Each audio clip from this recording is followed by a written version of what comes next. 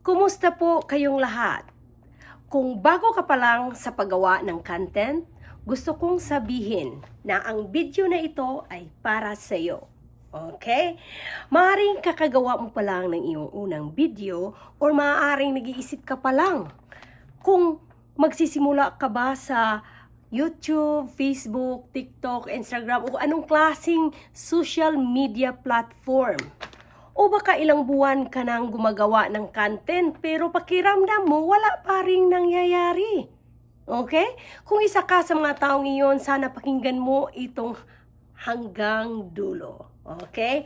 Dahil gusto kong pag-usapan ang mga bagay na sana may nagsasabi sa akin noon nung nagsisimula pa lang ako bilang isang creator. Mga bagay na hindi madalas ituro. Okay, ng mga diyan sa Facebook, no, na hindi mo nakikita. Mga bagay na hindi makikita sa analytics, okay?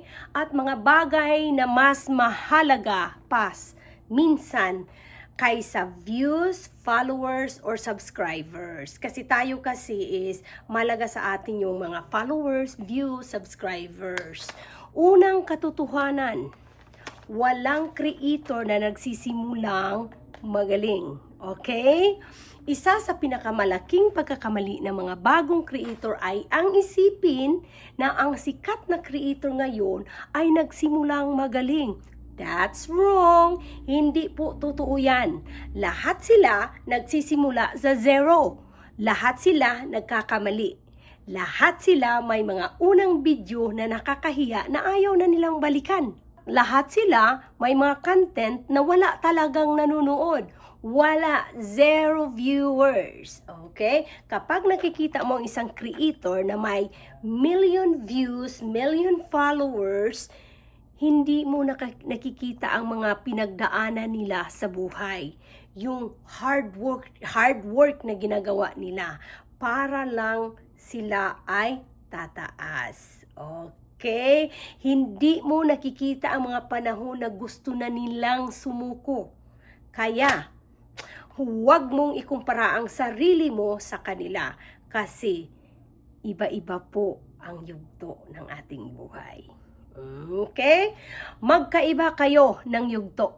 Magkaiba tayo ng yugto. Ang pangalawang katotohanan ay hindi ka ililigtas ni algorithm.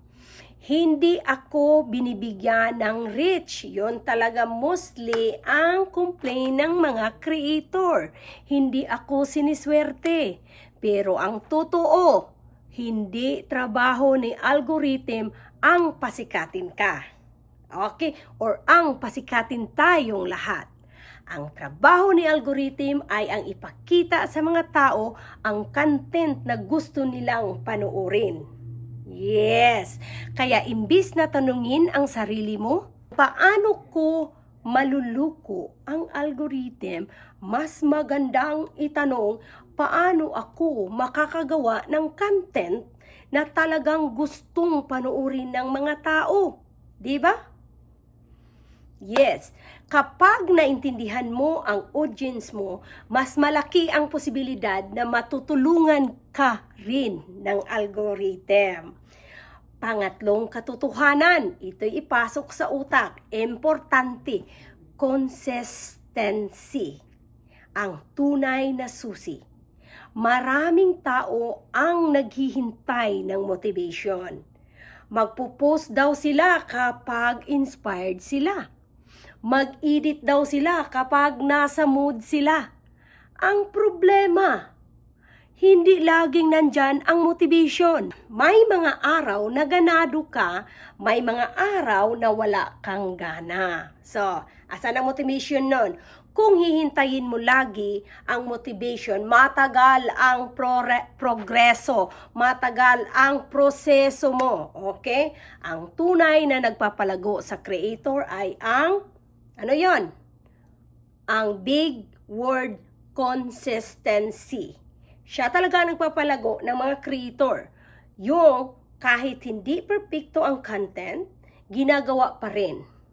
Yung kahit mababa ang views, tuloy-tuloy pa rin. Yung kahit walang pumapansin, gumagawa pa rin. Dahil bawat creator ay pagkakataon para matuto.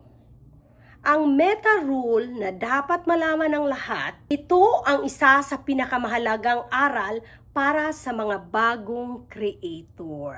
Okay? Ang unang layunin mo ay hindi sumikat. Put it in your mind. Unang layunin mo, hindi sumikat. Maraming creator ang gusto agad ng 100,000 followers. Gusto agad ng viral video. Gusto agad kumita. Pero hindi muna nila tinatanong ang sarili nila kung handa na ba talaga sila para dun. Okay? Kasi ibang mga creator kasi lahat tayo, advance ang thinking natin, pera na agad, no? Kung bibigyan ka ngayon ng 1,000,000 followers, magiging interesado ba silang manatili sa content mo? O baka 1 linggo lang at aalis sila? Di ba? Magandang tanong yon. Mas mahalaga ang skills kaysa mabilis na paglaki. Okay? Skills po guys. Hindi yung mabilis ang paglaki mo tapos wala kang skills. Alis ka rin. Kapag mahusay ka na, mas madali mong magpapanatili ang audience mo. Okay? Huwag mong habulin ang virality. Walang masama sa viral content. Lahat tayo gusto yan. Oo. Pero kapag virality lang ang habol mo, mabilis kang madidismaya. Tama o mali? Maraming creator ang gumagawa ng content. Pero, para lang mag-viral. Kapag hindi nag-viral, nawawalan sila ng gana. Tama o mali? Ang hindi nila naintindihan ay karamihan sa matagumpay na creator, ito po guys, ang karamihan sa matagumpay na creator ay hindi yumaman o sumikat dahil sa isang video. Okay, ito pong tandaan nyo, sumikat sila dahil sa daan-daang content na ginagawa nila sa loob ng maraming buwan, maraming taon. Okay? Ang isang viral video ay maaaring magbigay ng pangsamantalang atensyon. Siyempre, gaganahan tayo pag may video tayong nagba-viral. Wow! Ang galing, di ba?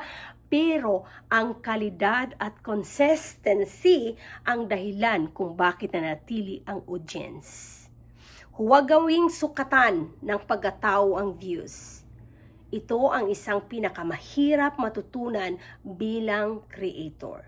Kapag gumugol ka ng maraming oras sa paggawa ng content at kaunti lang ang nanood, masakit iyon. At normal yun, nasasaktan tayong lahat. Pero, tandaan mo ito. Ang mababang views ay hindi nangangahulugan wala kang talento. At ang mataas na views ay hindi rin nangahulugan ikaw na ang pinakamagaling. Ang views ay impormasyon. Hindi sila sukatan ng halaga mo bilang tao. Huwag mong hayaang kontrolin ng mga numero ang kumpiyansa mo sa sarili. Huwag mong kalimutan ang sarili mong boses.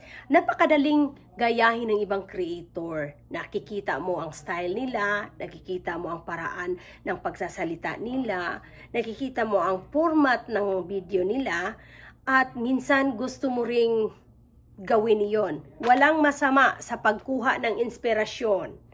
Pero huwag mong kalimutang hanapin ang sarili mong boses.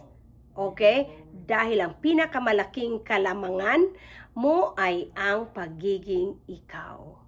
Be true. Be true to yourself. May sarili kang karanasan, may sarili kang pananaw, may sarili kang personalidad. Walang ibang makakagawa niyan ng eksaktong katulad mo. Mga pros ng pagiging creator, una, may kakayahan kang makaapekto ng buhay. Maaring hindi mo ito agad maramdaman, pero darating ang panahon na may taong magsasabi sa iyo, nakakatulong ang video mo. napapasaya mo ako. May natutunan ako dahil sa content mo. At minsan, sapat na iyon para maalala mo kung bakit ka nagsimula. Pangalawa, marami kang matutunang skills bilang creator. Natututo kang magsalita, matututo kang magkwento, matututo kang mag-edit, matututo kang mag-market ng sarili mo, matututo kang umintindi ng tao. Cons ng pagiging creator. First, burnout. Totoo ang burnout, mga kaibigan. Kapag lagi kang gumagawa ng content ng walang pahinga, mapapagod ka. Yes, believe me or not. Kaya mahalagang alagaan mo rin ang sarili mo. Test mo. Okay? Habang lumalaki ka, mas maraming opinyon ang maririnig mo. May constructive criticism, may hate comments.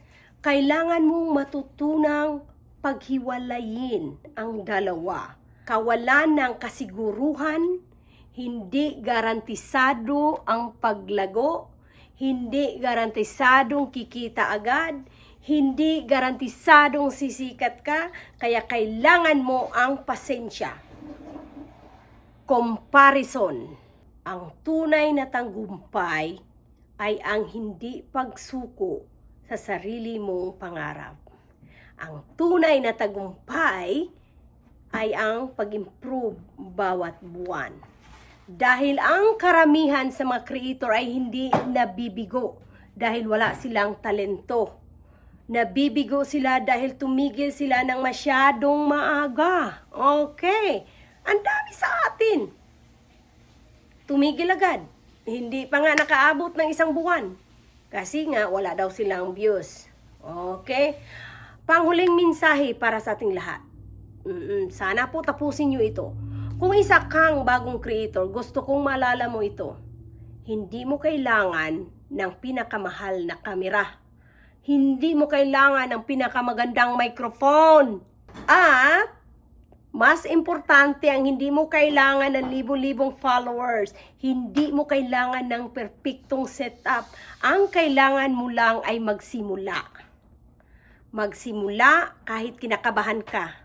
Magsimula kahit hindi ka sigurado. Magsimula kahit pakiramdam mo hindi ka pa handa. Dahil ang tao, walang creator na naging handa bago simula. Bago sila nagsimula. Never silang naging handa. Okay? Naging handa sila dahil nagsimula sila. Gets nyo? Tama o mali? Okay. Paano mo malalaman? Paano mo mahandaan kung hindi ka magsisimula? Diba? Kaya, advice to everyone, yung mga baguhan, matuto ka, magkamali ka, mag-improve ka. At huwag kang susuko bago mo makita kung hanggang saan ka talaga kayang dalhin ng iyong talento at tiyaga, di ba? Maraming salamat sa pakikinig. Kung isa kang bagong creator, sana may natutunan ka rito. Tandaan mo, ang bawat malaking creator ngayon ay nagsimula rin bilang isang taong may 0 followers, 0 views, at isang pangarap lamang. Thank you for watching.